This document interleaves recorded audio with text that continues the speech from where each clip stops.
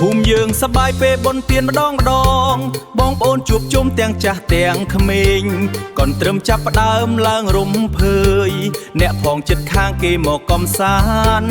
អោកូនត្រឹមខ្មែរលឺល្បីសុសសាយនាំគ្នាទះដៃលេងរាំសប្បាយ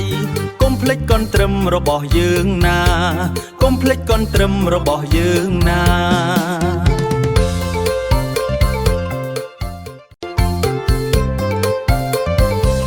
ភូមិយើងសប្បាយពេលបុណ្យទានម្ដង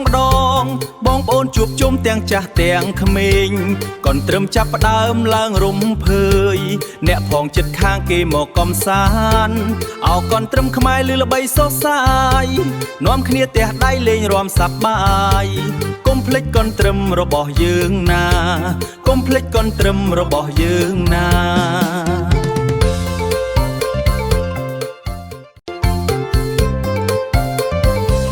ភូមិយើងសប្បាយពេលបុណ្យទានម្ដងបងប្អូនជួបជុំទាំងចាស់ទាំងក្មេងកូនត្រឹមចាប់ផ្ដើមឡើងរំភើយអ្នកផងចិត្តខាងគេមកកំសាន្តអោកូនត្រឹមខ្មែរលឺល្បីសុសសាយនាំគ្នាទះដៃលេងរាំសប្បាយកុំភ្លេចកូនត្រឹមរបស់យើងណាកុំភ្លេចកូនត្រឹមរបស់យើងណា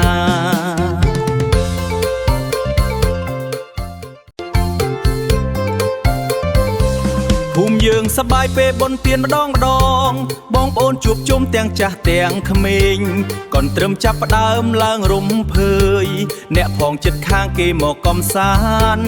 អោកូនត្រឹមខ្មែរលឺល្បីសុសសាយនាំគ្នាទះដៃលេងរាំសប្បាយកុំភ្លេចកូនត្រឹមរបស់យើងណាកុំភ្លេចកូនត្រឹមរបស់យើងណា